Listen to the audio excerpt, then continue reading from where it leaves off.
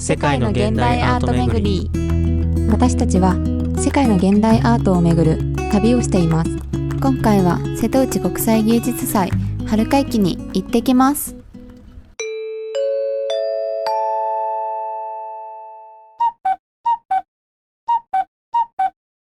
おはようございます。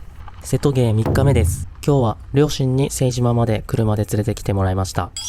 今日巡る予定の清島と三味島はもともと離島でしたが、開発により埋め立てられ陸続きとなりました。なので船を使わずアクセスできる島です。こちらは清島のマップです。廃校となった学校などを含め5カ所で展示されています。島内全域に分散しているので徒歩だけで巡るのはかなり厳しいと思います。芸術祭シャトルバスもあるので時間を見ながら巡るのがおすすめです。ちなみに本日巡る瀬戸内エリアの清島と三味島の作品は春会期のみでしか見ることができません。現在は終了しています。早速北浦地区にある一つ目の作品へ向かいます。奥に瀬戸大橋が見えます。一つ目の作品、防波堤に立つ少女の白い彫刻、安井智隆さんのネクストです。この作品はある人がある場所に佇む、その時空間そのものがある人の姿を媒介し、私たちの感覚に働きかけてくる、見えない何かがそこにあるというコンセプトのもと制作されました。徒歩でだいたい10分くらいのところにある旧清小学校へ向かいます。Google マップで見ると850メートルと出てました。ちなみにトイレもありました。島にはコンビニもないので助かりました。住宅街を抜けると奥に小学校が見えてきました。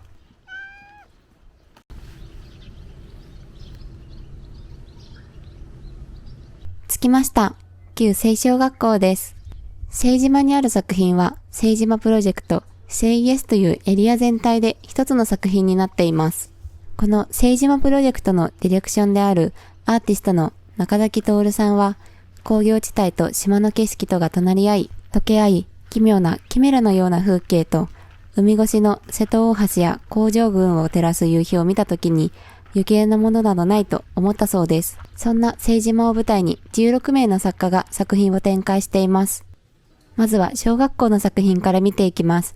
教室一つ一つに作品があるみたいです。この作品は加野哲郎さんの基地の道、未知の地です。一見ここに並んでいるものはどこにでもある身近なものですが、作者の加野さんは私たちが当たり前に見ている風景は本当にそうなのかを私たちに問いかけています。例えば鳥の視点から見たとき、島々の距離や風の流れ方、目に見えるものの大きさはどうでしょうか。この作品はそうした他者の感覚を想像しながら、普段なら気にも留めないものをもう一度新しく見ることができる作品です。大人になった今、かつて学びの場であった学校を異なる視点で見ることで、どこか懐かしさを感じる教室も知らない土地のように感じられます。なかなか深いメッセージ性のある作品ですね。とはいえ懐かしい風景に心が弾んでしまうのも学校作品の良さです。1階を見終えたので2階のギャラリーです。階段に英単語があります。廃校前に使っていたものなどそのまま残っているので、なんか懐かしさもあるギャラリーです。この作品では旧清小学校の理科室に残された実験器具を再構成し、それらを写真に収め、その撮影セットも展示することで自然と人間の視線との関係を探るインスタレーション作品です。こちらの特別教室では身の回りの雑草を自然の顔料を用いて描いた作品があります。近くで見るとすべてにピントが合い切っているような細かさがあります。これは iPad が額縁ということもあって、よく見ると動いて見えます。映像作品なのかな。旧清小学校の作品を見終えたので、次のギャラリーへ向かっています。小学校から約1キロ、歩いて15分くらいのところにあります。到着しました。旧清幼稚園です。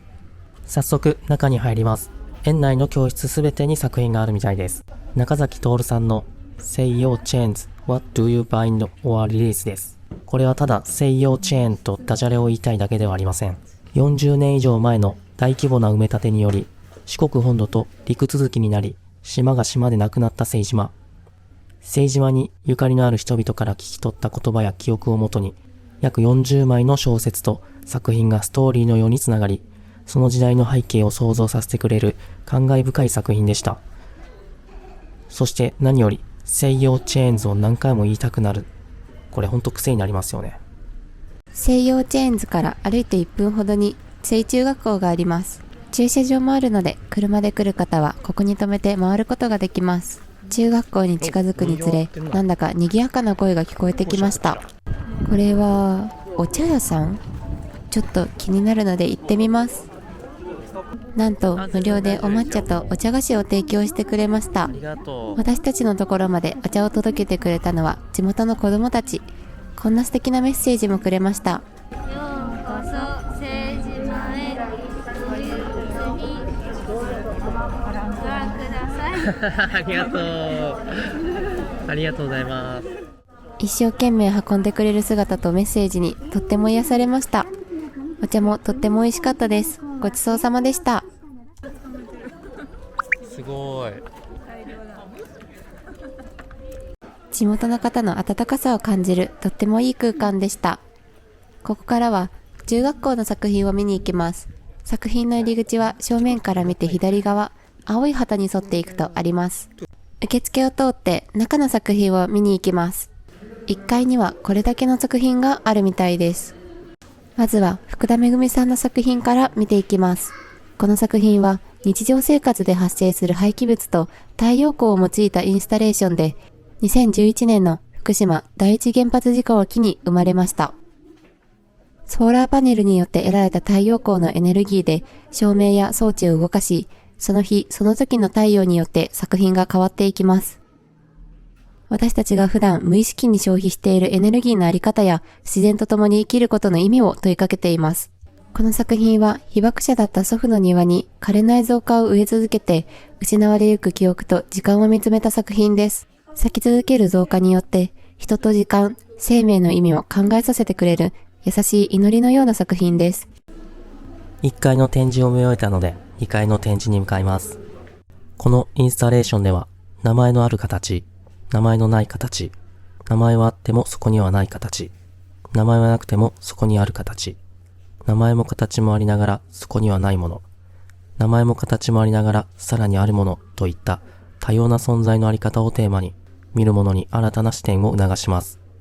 作品の中には偶然見つけた BB 弾の不良品を巨大彫刻にしたオレンジ色の物体や自身の子供が作った小さな作品を拡大して制作したもの、他のカートとは交われない孤独なカートなど独特な世界観に引き込まれる展示でした。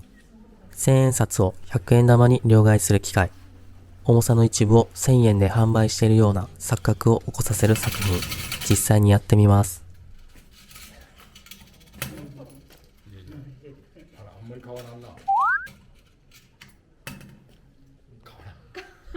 旧制中学校の最後の作品、屋上のギャラリーに向かいます。聖島の作品の中で一番気になっていたものです。そして今まで屋上に行くことがほとんどなかったので、ダブルの意味で興奮気味です。屋上に到着です。学校がこの辺では一番高い建物なので、景色がめちゃめちゃ綺麗でした。早速作品を探しに行きます。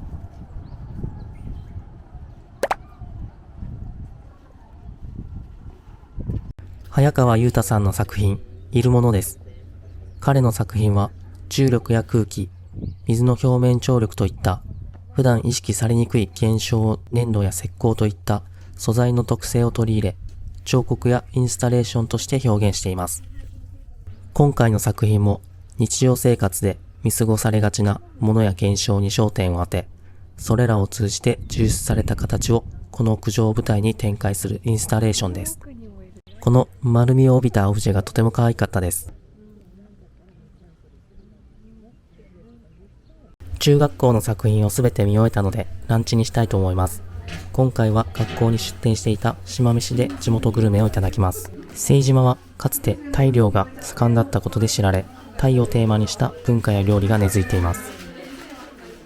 メニューもたくさんありましたが、今日は日曜日ということもあり売り切れ続出。なんとかギリギリタイバーガーをゲット。揚げたてです。値段は1000円でした。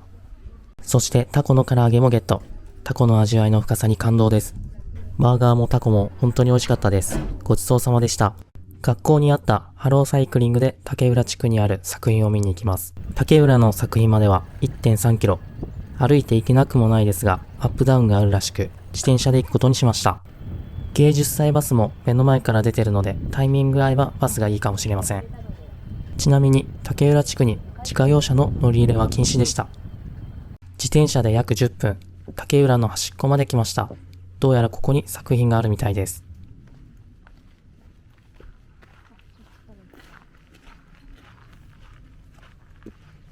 袴田京太郎さんの作品、アフリカの母子と戦う少女です。この作品は、アフリカマリ共和国の母子像を模した彫刻と発光する少女の頭部を組み合わせたインスタレーションです。展示場所である聖島とは直接関係を持たない異質な要素が挿入されており、観覧者の間では海の安全を祈る観音像のように見えるという感想が寄せられているらしいです。地域の記憶や風景と現代アートが融合した聖島。初めて来たけど、本当にとてもいい島でした。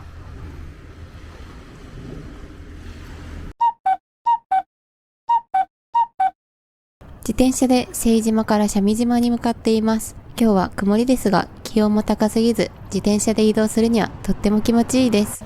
約30分かけてシャミ島に到着しました。ハローサイクリングスポットに自転車を返します。30分で400円でした。シャミ島には4つ作品があります。今日はこの中から2つの作品を見に行きます。この先の公園を抜けたところに1つ作品があります。ターニャ・プレミンガーの海藻地層層です。この作品は香川で多く産出される花崗土と草のみを使って作られた作品で、高さは 6.5 メートルもあります。2013年の瀬戸芸からあるこの作品は、地元の子供たちの遊び場として存在し、季節とともに表情を変えていきます。一番上まで登ると瀬戸大橋を一望することができます。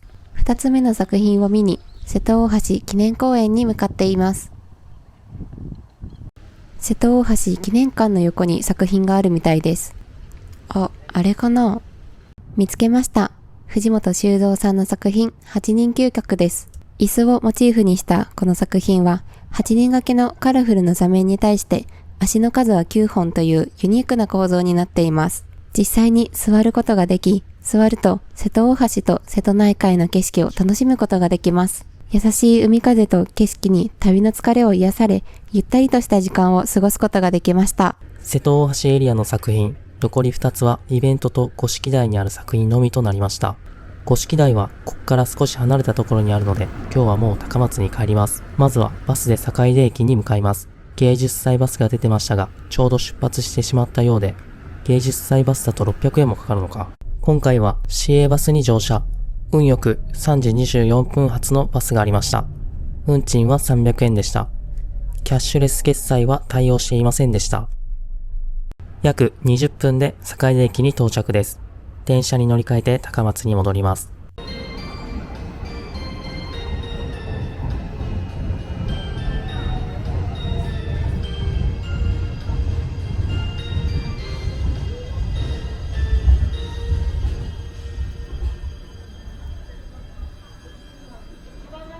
坂出駅から約30分、高松駅に到着です。割と早く帰ってきたので、新しくできた香川県立アリーナを上から見てみようと思います。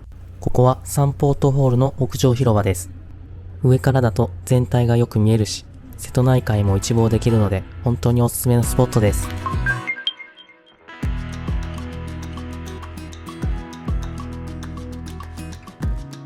ご視聴ありがとうございます。次回の瀬戸内国際芸術祭は、猫たちが迎えてくれる路地裏に潜むアートの楽園、小木島に行ってきます。このチャンネルは世界の現代美術館の情報を配信しています。この動画がいいなと思った方はチャンネル登録とグッドボタンをよろしくお願いします。